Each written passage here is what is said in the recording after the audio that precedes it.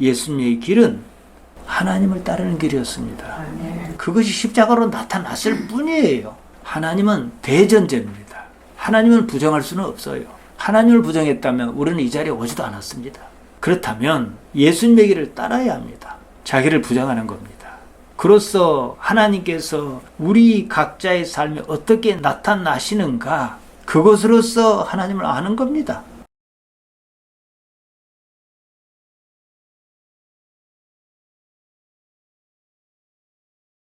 아버지 하나님, 종을 붙들어 주옵소서. 우리의 심령을 맡아 주옵소서. 하나님의 말씀이 올바르게 전해지도록 은혜 주옵소서. 예수님 이름으로 기도하옵나이다. 아멘. 여러분이 오랜 세월을 사셨습니다. 삶이란 무엇인가, 무엇이 사는 것인가, 여기에 대해 많이 생각하셨을 것입니다. 여기에 대해 나름대로 답을 가지고 사는 사람은 그리 많지 않습니다. 그러면 살아도 헛산 것입니다. 죽는 날까지 삶에 대한 의문이 풀리지 않습니다. 삶에 대한 의문이 풀리지 않은 꼭 그만큼 삶은 답답하고 의심스러울 수밖에 없습니다. 그래서 삶이 불안해요. 사실 종교는 그 때문에 생긴 것입니다. 오늘 본문은 나름대로 거기에 대한 해법을 제시합니다. 예수님께서 제자를 두셨습니다. 적게는 12, 조금 더 많게는 1인이 넘는 제자를 두셨습니다. 그보다 훨씬 더 많은 사람이 예수님을 추종했습니다. 기독신앙을 가진 우리로서는 예수님의 제자로 살기를 바랍니다. 그래서 교회마다 제자 학교니, 제자 훈련이니 이런 교육과정이 있지 않습니까? 제자라는 말이 무슨 말입니까? 스승을 두었다 이 말이에요. 스승을 두었으면 뭐 하려고 스승을 두었습니까? 스승의 생각을 따르겠다는 거지요. 스승의 가르침을 받겠다 이 말입니다. 자기 생각을 버리고 스승의 생각을 받아들이겠다는 거예요. 자기가 스승보다 낫다고 생각하면 애초에 스승을 따를 이유가 없습니다. 그렇다면 우리는 제자의 길이 무엇인가 알아야 하지 않겠습니까? 이게 어쨌든 답이거든요. 가룟 유다는 예수님의 제자였습니다. 예수님을 따랐습니다. 유다는 어느 순간에 제자의 길이 무엇을 말하는 것인지 눈치챘습니다. 그 길이 처음에 자기가 생각했던 것과 달랐습니다. 아무리 생각해 보아도 그 길을 더는 따를 수가 없었습니다. 그래서 떠난 거예요. 유다를 제외한 다른 제자는 사실 제자의 길이 무엇인지 몰랐습니다. 자기가 생각한 것을 믿었습니다. 예수님께서 예루살렘에 올라가시면 예수님의 좌우편 자리를 차지하는 것을 생각했습니다. 우리가 지난 시간에 보았습니다. 군중이 예수님께서 나타나시자 호산나를 외치며 환호했습니다. 그때 제자의 모습이 어땠을 것 같습니까? 기대감에 잔뜩 부풀어 의기양양하지 않았겠습니까? 전혀 생각하지 못한 일이 순식간에 벌어졌습니다. 예수님께서 그만 십자가에 달리시고 만 거예요. 응거주춤하는 사이에 부활과 승천 사건을 마주했습니다. 사실 거기서 대전환이 이루어졌습니다. 예수님의 부활을 목격했습니다. 그때 제자의 길이 무엇인지 와라 깨달음으로 다가왔던 겁니다. 이것이 복음서 줄거리입니다. 수많은 사람이 예수님을 믿는다고 합니다. 그 많은 사람이 예수님을 전혀 이해하지 못하고 있습니다. 예수님의 생각은 헤아리지 않고 그냥 자기 생각을 믿습니다. 자기 생각을 믿으면서 예수님을 믿는다고 합니다.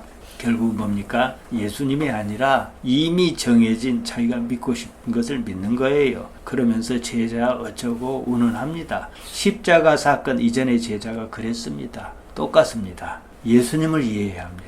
예수님의 생각을 읽고 거기서 깨달음이 와야 합니다. 좋은 방법이 있습니다. 예수님께 여태하신 말씀에서 일관성을 찾아야 합니다. 예수님께서 처음부터 끝까지 무엇을 말씀하셨는가, 그리고 어떻게 해오셨는가, 그 맥락을 잡습니다. 한 가닥 한 줄기로 이해해야 합니다. 언제는 저랬다, 언제는 이랬다, 이런 식이면 정말로 곤란합니다. 설교자가 강단에서 짧게는 몇 년, 길게는 수십 년 설교할 거 아니겠습니까? 그러면 그 사람이 10년 전, 20년 전 하는 말이나 지금 하는 말이나 말은 달라도 맥은 같아야 해요. 예수님께서는 능력의 주이기 전에 순종의 주였다는 사실을 깨달아야 합니다. 예수님께서 수많은 기적을 일으키셨습니다. 기적을 일으키는 것이 예수님의 목적은 아니었다는 사실입니다. 오병이어의 기적을 보고 군중이 어떻게 나왔습니까? 예수님을 잡아다 억지로 임금을 삼으려고 하지 않았습니까? 그때 예수님께서 어떻게 대응하셨습니까? 예수님을 그렇게 생각하는 사람을 피하셨다는 것입니다. 이것이 요한복음 6장 15절에 나옵니다. 예수님께서 무엇을 원하시는지 깨닫지 못하면 이런 일은 반복적으로 나타납니다. 예수님을 믿으나 마나 쓸데없는 일입니다. 예수님에게서 기적을 보지 말고 예수님께서 무엇을 하려고 하셨는가 그 의도를 보아야 합니다. 그제서야 비로소 보아야 할 것이 보입니다. 예수님께서는 한결같이 무엇을 말씀하셨고 또 어디로 향하셨는가 이것을 생각해야 하는 문제입니다. 거기서 우리는 길을 찾습니다. 예수님께서는 일찍부터 제자에게 그 길을 분명히 가르치셨습니다. 마가복음 8장 34절입니다. 무리와 제자를 불러 이르시되 누구든지 나를 따라오려거든 자기를 부인하고 자기 십자가를 지고 나를 따를 것이니라 이러시지 않았습니까? 당신께서도 말씀하신 대로 자신이 져야 하는 십자가를 지셨다는 사실입니다. 그리고 오늘 본문에서 무엇을 말씀하셨습니까? 한 알의 밀이 땅에 떨어져 죽지 아니하면 이렇게 말씀하시지 않았습니까? 그것이 당신께서 얻으실 영광이라고 하셨습니다. 이것이 바로 우리 기독신앙의 토대입니다. 이 토대 위에 차곡차곡 쌓아 올리는 것이 우리 기독신앙의 영성입니다. 복음서를 읽으면서 이런 맥락을 잡지 못하면 결국은 자기가 믿고 싶은 것을 믿습니다. 예수님께서 말씀하신 것이 아닌 다른 그것을 믿습니다. 예수님이 아니라 자기가 바라는 것, 자기가 믿고 싶은 것을 믿는다고 그 야단이에요. 자기가 무엇을 원하는지도 모르면서 구합니다. 복음서 당시 제자가 그러지 않았습니까? 이들은 예수님께서 예루살렘에 올라가시면 왕위에 오르시리라고 믿었습니다. 그러면 누가 예수님의 좌편에 누가 예수님의 우편에 앉을 것인가? 오로지 이국리였습니다. 십자가는 꿈에도 생각하지 않았습니다. 오늘날도 마찬가지입니다. 떡 줄 사람은 꿈도 꾸지 않는데 김치국부터 마신다고 하지 않습니까? 이러면서 기독신앙의 본디 가치가 무너졌습니다. 기독교로 인한 모든 문제는 이처럼 기독신앙을 잘못 이해하면서 발생한 거예요. 오늘 본문에는 우리 기독신앙의 일반적인 원리가 담겼습니다. 예수님의 길과 제자의 길이, 우리의 길이 결코 다르지 않다는 사실을 말합니다. 하나님으로 인하여 살 수 있는가? 결국은 이 문제입니다. 하나님이 없이도 살 수 있다면 교회를 찾는 이유가 무엇이겠습니까? 20절 봅니다. 명절에 예배하러 올라온 사람 중에 헬라인 몇이 있는데 헬라인 몇이 유대인의 종교잔치에 예배하러 올라왔다고 합니다. 유대교로 개종한 이방이었을 것으로 보입니다. 하나님을 이렇게 명확히 언급하는 종교는 몇 없습니다. 기독교 말고도 유대교와 이슬람교가 있는데요. 사실 이 세 종교는 모두 뿌리가 같습니다. 아브라함에서 시작합니다. 예수님으로 인하여 하나님에 대한 이해가 각기 다른 것이에요. 예수님께서는 하나님을 보다 구체적으로 나타내신 분입니다. 예수님의 등장은 하나님에 대한 현실적인 이해를 제공합니다. 때문에 자연인으로서 나사렛 그분의 생각을 반드시 읽어야 합니다. 마태, 마가, 누가, 요한이 그래서 복음서를 쓴 겁니다. 복음서를 읽을 때에는 예수님께서 하나님을 어떻게 나타내셨는가 그것을 찾으려고 해야 합니다. 예수님께서 무슨 일을 하셨는가 그 문제예요. 헬라인이 예수님을 찾았습니다. 하나님을 깊이 알고 싶어서 예수님 찾지 않았겠습니까? 유대의 관원이었던 니고데모가 그러지 않았습니까? 요한복음 3장에 나옵니다. 하나님을 알고 싶은 생각이 없는 사람에게 예수님은 아무런 의미가 없습니다. 헬라인이 예수님 찾았어요. 그 사실은 곧 새로운 시대가 열렸다는 신호였습니다. 요한이 말하는 것이 이겁니다. 21절입니다. 그들이 갈릴리 벳세다 사람 빌립에게 가서 청하여 이르되 선생이여 우리가 예수님을 배우고자 하나이다. 빌립에게 선생이여 했습니다. 쉬운 말 아니에요. 이들은 예수님을 비롯한 그 집단의 어떤 가치를 높이 평가했다는 뜻이지요. 예수님에 대한 소문이 헬라인에까지 퍼졌습니다. 세상이 예수님을 알아보기 시작했습니다. 헬라인은요, 새로운 이론이나 학설, 종교, 사상 등에 관심이 많았습니다. 서양 철학의 기반이 어디입니까? 헬라지요. 헬라인은 생각하는 사람이었습니다. 조금 앞서 말씀드렸습니다. 하나님을 이렇게 구체적으로 언급하는 종교는 거의 없다고 말입니다. 당시 상황에서 하나님이란 존재를 더 구체적으로 알기 원한다면 예수님을 찾아야 했어요. 하나님의 갈망이 그렇게 나타났습니다. 조금 앞서 말씀드린 대로 니고데모가 그러지 않았습니까? 이는 예수님의 사역이 정점에 이르렀다는 사실을 가리킵니다. 헬라인은 예수님께서 성전에서 행하신 일을 보았을지 모릅니다. 이것이 아닌데 하는 의구심을 가지고 있던 중에 예수님을 알았을 것입니다. 종교심이 있는 사람이라면 이러는 것이 마땅합니다. 예수님을 만나고 싶어 해야 합니다. 스스로 하나님을 섬긴다고 자처하는 유대의 종교 기득권층은 이와 달랐습니다. 하나님에 대해 사실 관심도 없었습니다. 어떻게든 예수님을 없애려고만 했습니다. 오늘날 교회를 보십시오. 교회에 열심히 다니는 것은 좋습니다. 그런데 말입니다. 무엇 때문에 그토록 열심인가? 이것은 좀 생각해야 해요. 자기 자신에게 이런 질문을 해야 해요. 나는 무엇 때문에 교회를 이렇게 다니지? 말입니다. 하나님을 알고 싶어 하는 열망은 없고 그저 교회에 열심인 사람이 의외로 많습니다. 이러면서 하나님 없는 교회가 생겨났습니다.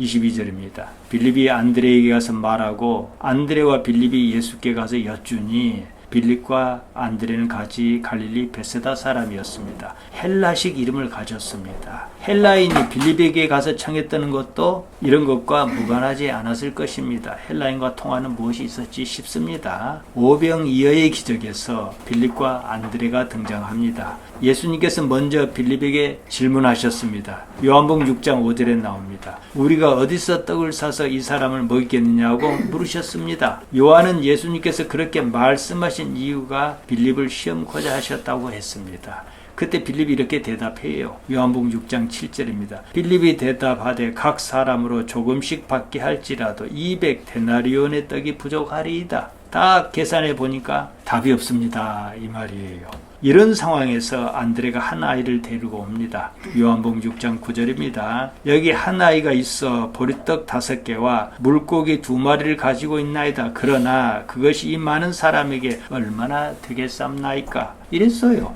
빌립은 자기 생각이 예수님께서 원하신 것과 달랐던 경험이 있습니다. 좋지 않은 경험은 움츠러드는 경향이 있어요. 반면에 안드레는 예수님과 뭔가가 통했어요. 아무래도 조심스러운 상황입니다. 그럴 때 상대에게 부탁할 때는 그 사람과 조금이라도 더 가까운 사람과 함께 하는 것이 여러모로 부담이 적습니다. 우리가 어떤 사람에게 어려운 부탁을 할 때 어쩝니까? 나와 가까운 사람 중에 그 사람과 누가 친한가? 이렇게 해서 같이 간다든지 그러지 않습니까? 아무튼 헬라인은 빌립에게 예수님을 만나고 싶다고 청했고 빌립은 안드레와 함께 예수님께 가서 여쭈었습니다. 이건 그리 중요한 것은 아닙니다만은 당시 분위기를 짐작하는 데는 참 유용합니다. 예수님의 복음이 어느 경계를 넘어섰다는 거예요. 23절입니다. 예수께서 대답하여 이르시되 인자가 영광을 얻을 때가 왔도다.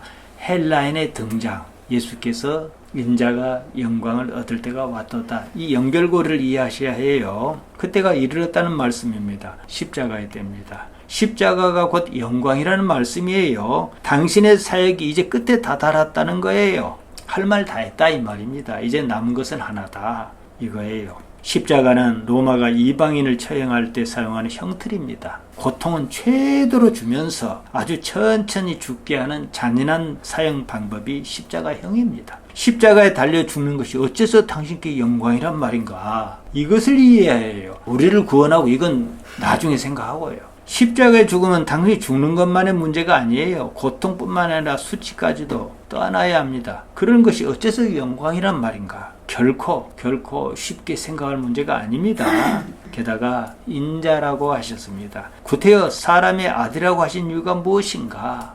인간의 보편적 가치를 암시합니다. 조금 이따 말씀드릴 거예요. 인간이라면 누구나 그래야 한다는 겁니다. 예수님께서는요, 십자가를 바라지 않으셨습니다. 예수님께서 원하시는 것은 오로지 하나님 아버지였습니다. 이 두 가지가 충돌해요. 제가 아까 일관성을 생각해야 한다고 말씀드렸지요. 예수님께서는 초지일관 하나님의 뜻에 맞추어 사셨습니다. 언제나 아버지 집에 있어야 한다는 것, 이 삶 자체가 언제나 아버지 집에야 한다는 것을 어려서부터 숙지하고 계셨습니다. 누가복음 2장 49절에 나옵니다. 어린 예수님이 성전에 있었을 때 말이에요. 내가 아버지 집에 있어야 할 줄을 모르셨나이까 하고 그 부모에게 말하지 않았습니까? 아버지께서 원하신 바가 이루어지는 그때가 다가왔습니다. 아버지의 뜻이 이루어지는 그것이 당신에게 영광이다, 이 말씀이에요. 바로 그것이 마태복음 6장 9절에서 10절에 나오는 기도입니다. 예수님께서는 무엇을 위해 사셨는가? 그렇다면 우리는 무엇을 위해 사는가 생각해야겠지요. 아버지께서 원하시는 그것이 목숨보다 더 큰 가치였습니다. 지금 우리 삶을 보십시오. 이것도 좋고 저것도 좋고 다 좋아요. 그러나 나는 아버지의 뜻을 어떻게 생각하는가? 이건 생각해야겠지요. 누구나 영웅호걸의 삶을 원합니다. 요새 주식시장에 올랐다, 우리하고는 관계없는 일이겠습니다만은 이런 표현은 좀 뭐하긴 합니다만 젊은이나 누구나 다 주식에 미쳐 있어요. 왜 그러겠습니까? 돈 문제지요. 이 삶이 모든 것이라면 그렇게 사는 것이 목표일 수 있습니다. 아무리 잘 살아도 이 삶은 그냥 거기서 끝납니다. 그것이 아니라면 반드시 다른 차원의 세계를 생각해야 합니다. 우리는 그 다른 차원의 세계를 접촉해 본 경험이 없습니다. 안타깝지만 그렇습니다. 그런 경험이 있다면 누구라도 이런 삶이 전부인 것처럼 생각하지 않았을 거예요. 그냥 하는 말로 어떤 사람이 입신했다 그럽시다. 천국을 보고 왔어요. 그 사람 세상 어찌 살겠습니까? 거의 대부분이 그런 경험이 없어요. 그럼 무슨 재주로 그 세계를 믿겠는가? 물론 입신했다는 거 경험한 그 사람이 체험한 그 세계가 진짜인지도 모를 일이지만 말입니다. 어쨌든 말이에요. 문제는 경험해보지 못했으니까 그 세계가 없다고 말할 수 없다는 겁니다. 이게 딜레마예요. 여기서 하나님이라는 개념이 등장합니다. 앞서도 말씀드렸습니다. 하나님이라는 개념을 생각한 것까지는 좋은데 막연합니다. 거기에 이르는 단계 내지는 절차가 필요했습니다. 예수님이 다 그 위치입니다. 그래서 요한은 요한복음 시작할 때 태초에 로고스가 있었다. 로고스가 예수님이다. 이런 거예요. 로고스는 다름 아닌 하나님의 의지며 계획이며 섭리입니다. 하나님의 생각이에요. 다시 말씀드려, 예수님을 이해하면 하나님을 이해하기에 이르고 그 수준에 이르면 한 번도 경험해보지 못한 그 세상을 기대할 수 있는 단계에 이릅니다. 히브리서 기자가 바로 그것을 말했습니다. 히브리서 11장 16절입니다. 그들이 이제는 더 나은 본향을 사모하니 곧 하늘에 있는 것이라. 이러므로 하나님께서 그들의 하나님이라 일컬음 받으심을 부끄러워하지 아니하시고 그들을 위하여 한 성을 예배하셨느니라. 밑도 끝도 없이 그 세상을 어떻게 사모하겠습니까? 뭔가 본 게 있어야 그러지 않겠습니까? 헬라인의 방문을 계기로 당신께서는 당신의 때가 도래했음을 선언하셨습니다. 당신께서 전하실 말씀은 이제 다 끝났다, 이거예요. 남은 것은 하나였습니다. 십자가였습니다. 하나님과 관련이 없는 영광은요, 아무리 좋아도 영광이 아닙니다. 하나님께서 원하시는 일은 아무리 좋지 않게 보여도 결국은 영광으로 나타난다는 사실입니다. 우리가 수고하고 애써 세운 예배당을 철거당했습니다. 우리가 보기에 그 일은 분명히 좋지 않은 일입니다. 그렇지만 하나님께서 만일 그 일을 원하셨다면 우리는 그 일을 영광으로 생각해야 하는 거예요. 그러지 않겠습니까? 내가 원하는 그 길이 아니라 하나님께서 원하시는 그 길을 보는 안목을 갖추어야 합니다. 이게 그리스도인의 영성입니다. 우리 개인의 삶도 마찬가지예요. 교회를 열심히 다니고 신앙생활을 한다는데 내 삶은 이렇게 안 풀릴까? 옆집 아무개 보니까 교회도 안 다니고 믿으려면 내 주먹을 믿으라, 이런 데도 잘만 살더라. 이런 경우 접하지 않습니까? 그런데 조금 더 생각해 봅시다. 하나님께서는 내게 무엇을 원하시는가? 나는 지금 하나님께 무엇을 할 수 있는가? 이러면서 내 삶이 바뀌어가고 길게 봅니다. 길게 봤을 때 어떻게 나타나는가? 저는 교회를 맡은 담임 목사로서 하나님께 감사드린 게 있습니다. 여러분도 충분히 이해하실 거예요. 여러분의 삶이 신앙생활하는 과정에 많은 어려움이 있었습니다. 위기도 겪었고 참으로 절망스러울 때 있었습니다. 그러나 지금까지 오면서 점점 더 나아졌지 나빠졌습니까? 살면서 이 그래프가 말이에요, 항상 이렇게 가지는 않아요. 좀 좋아진다다 꺼지기도 하고 해요. 그러나 전반적인 추세가 올라가는가, 이걸 봐야 해요. 이게 없으면 우리가 무슨 재주로 신앙생활 하겠습니까? 이런 환경에서 말입니다. 24절입니다. 내가 진실로 너희에게 이르노니 한 알의 밀이 땅에 떨어져 죽지 아니하면 한 알 그대로 있고 죽으면 많은 열매를 맺느니라. 이 말씀은 예수님께서 당신의 죽음을 두고 말씀하신 거예요. 이는 씨 뿌린 자의 비유와 맥을 같이 합니다. 마태복음 13장 8절에 보면 더러는 좋은 땅에 떨어짐에 어떤 것은 100배, 어떤 것은 60배, 어떤 것은 30배의 결실하였느니라 이러셨습니다. 여러분은 농사일을 잘 압니다. 씨를 뿌려보세요. 씨앗이 가만히 있습니까? 썩고 죽습니다. 어쩌다 심었는데 씨앗이 그대로 있으면 뭐예요? 그대로 있고 말지요. 그러나 썩고 죽은 씨앗은 30배, 60배, 100배로 결실을 맺습니다. 다시 말해서 죽는다고 그것으로 끝나지 않는다는 겁니다. 오히려 많은 열매를 맺게 합니다. 1차적으로 이 말씀은 예수님의 죽음으로 많은 생명이 살아난다는 거예요. 2차적으로 각각의 생명은 사는 것이 예수님께서 그러신 것과 같은 방식이어야 한다는 거예요. 정리하면 뭡니까? 죽으면 산다 이 말씀이에요. 에스더서 4장 16절에 그와 비슷한 말씀이 있습니다. 죽으면 죽으리다. 이건 자포자기가 아니에요. 죽든 살든 이제는 하나님께 달렸다. 절대적인 신뢰를 말합니다. 하나님을 모르는 사람에게 이 말씀은 도무지 앞뒤가 맞지 않는 말씀입니다. 내 죽으면 그만인데 이렇게 생각한다는 거지요. 하나님에 대한 믿음이 없는 사람은 이런 이치를 이해할 수가 없습니다. 바로 다음 절에서 설명으로 이어집니다. 25절입니다. 자기의 생명을 사랑하는 자는 잃어버릴 것이요 이 세상에서 자기의 생명을 미워하는 자는 영생하도록 보존하리라. 하나님이란 존재를 인정할 수 없다면 이 말씀은 아무런 가치가 없습니다. 무엇을 믿고 자기 목숨을 버리겠습니까?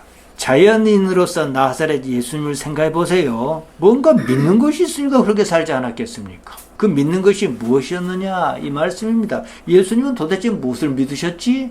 이건 좀 생각해야지요. 생명이라고 번역한 말 푸시케입니다. 보통 목숨이라고 번역합니다. 생명은 조회입니다. 푸시케는 푸시코에서 온 말이에요. 숨쉰다는 뜻입니다. 숨쉬는 것, 목숨을 의미해요. 자기의 목숨을 사랑하는 자는 잃어버릴 것이요. 이렇게 번역하는 것이 더 타당합니다. 푸시케는 단순히 목숨만을 뜻하지 않습니다. 사람이 자기 자신이라고 붙들고 있는 삶, 자기 존재, 자기 자신을 지키려고 하는 그 삶을 가리켜요. 그래서 예수님께서는 푸시케를 사랑하는 사람은 그것을 잃는다라고 말씀하셨던 겁니다. 자기 자신을 끝까지 붙들고 살려는 사람은 결국 자기 자신마저 잃고 만다 이 말씀입니다. 미워하는 자, 미손입니다. 혐오하는 자입니다. 자기 목숨을 혐오하다. 이게 무슨 말입니까? 자기 자신을 학대란 말씀이 아니에요.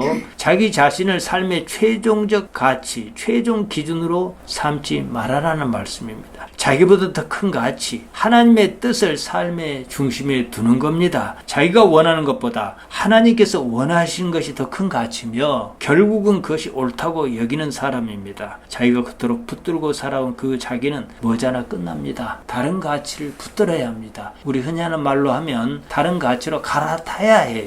그런 사람이 조의 아이오니오스, 영생을 얻는다고 하셨습니다. 영생은 오래오래 사는 것이 아니에요. 안 늙고 그런다 그럽시다. 이런 식으로 오래오래 산다면 그것이 은혜겠습니까? 재앙이지요. 반드시 다른 세상이어야 해요. 하나님으로 말미암은 참다운 삶을 말합니다. 다시 말하면 단지 이 삶에 목숨을 붙드는 삶에서 조회를 누리는 삶으로 옮겨가라는 겁니다. 누구나 영생합니다. 다만 누군가는 영벌의 삶, 영벌의 영생이 있을 뿐이에요. 마태복음 25장 46절에서 그 말씀이 나옵니다. 영생, 조의 아이오니스는 참다운 삶을 말합니다. 이어지는 말씀에서 그 방법이 나옵니다. 26절입니다. 사람이 나를 섬기려면 나를 따르라. 나 있는 곳에 나를 섬기는 자도 거기 있으리니 사람이 나를 섬기면 내 아버지께서 그를 귀히 여기시리라. 지금 우리 입장에서 예수님을 어떻게 섬기겠습니까? 당시 제자라면 모르겠습니다. 당장 예수님께서 목전에 계시니까 말입니다. 예수님 이것도 좀 잡숴 보십시오. 일에 한번 오십시오. 할 수 있잖아요. 근데 우리 눈앞에 계시지 않는데 어떻게 예수님을 섬기겠습니까? 먼저 제자의 입장을 봅니다. 제자가 예수님을 섬긴다면 어떻게 해야 하겠습니까? 예수님께서 말씀하신 그 길을 따르는 겁니다. 바로 이겁니다. 이건 우리도 할 수 있어요. 예수님의 생각을 조차 그 길을 따르는 것이 예수님을 섬기는 겁니다. 예수님의 길이 무엇이었습니까? 표면적으로는 십자가를 지는 길이었습니다. 십자가를 지는 게 중요한 게 아니에요. 하나님의 생각을 쫓아 사는 겁니다. 예수님께 십자가는 하나님 아버지께서 원하신 바였습니다. 예수님 자신은 십자가를 원하지 않으셨습니다. 겟세마네 동산에서 우리가 그것을 읽을 수 있지 않습니까? 하지만 예수님께는 그보다 더 중요한 것이 있었습니다. 하나님 아버지가 최고 가치였습니다. 그 가치가 당신의 목숨보다 더 소중했습니다. 예수님께서 그 길을 가실 수밖에 없었습니다. 영생은 바로 여기서 시작합니다. 다시 말해서 내 푸시케, 내 목숨을 붙들려느냐 아니면 더 큰 가치를 붙들려느냐 이 문제예요. 이건 물론 연습과 훈련이 좀 필요하지요. 세상이 예수님을 찾기 시작했습니다. 예수님께서 그것을 아시고 당신의 때가 이르렀다는 사실을 아셨습니다. 십자가의 길이었습니다. 누구든지 예수님을 따르고자 한다면 예수님과 같은 길을 걸어야 한다고 하셨습니다. 예수님의 길은 바로 이 삶에서 하나님을 의식하고 따르는 길이었습니다. 십자가라는 개념에 매몰하면 곤란해요. 예수님의 길은 하나님을 따르는 길이었습니다. 그것이 십자가로 나타났을 뿐이에요. 우리도 예수님의 길을 따릅니다. 그렇다고 십자가가 나타납니까? 이걸 상징과 비유로 생각하면 그 의미의 깊이에 도달 못합니다. 우리는 어떻게 따릅니까? 지금 우리에게 주어진 이 삶을 받드는 거 아니겠습니까? 하나님을 아는가 이 말이에요. 하나님을 안다면 어찌하겠는가 이렇습니다. 유대의 종교 지도자는 하나님을 섬긴다고 했습니다. 그러면서도 하나님을 알려고 하지 않았습니다. 모든 종교적 부조리가 여기서 시작합니다. 지금도 그렇습니다. 부조리 자체도 문제지만 그들은 하나님을 알려고 하지 않았다는 거예요. 하나님을 알려고 하지도 않으면서 안다고 했습니다. 이것이 더 문제였습니다. 지금 우리는 어떻게 하나님을 알 수 있는가? 이 질문을 해야지요.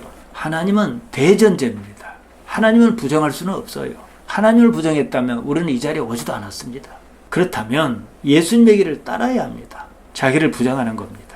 그로써 하나님께서 우리 각자의 삶에 어떻게 나타나시는가 그것으로서 하나님을 아는 겁니다. 오늘 본문은 결국 제자가 어떤 사람인지를 묻습니다. 세상은 예수님을 만나고 싶어 했습니다. 그러나 예수님의 말씀은 사람의 기대를 채워주지 않았습니다.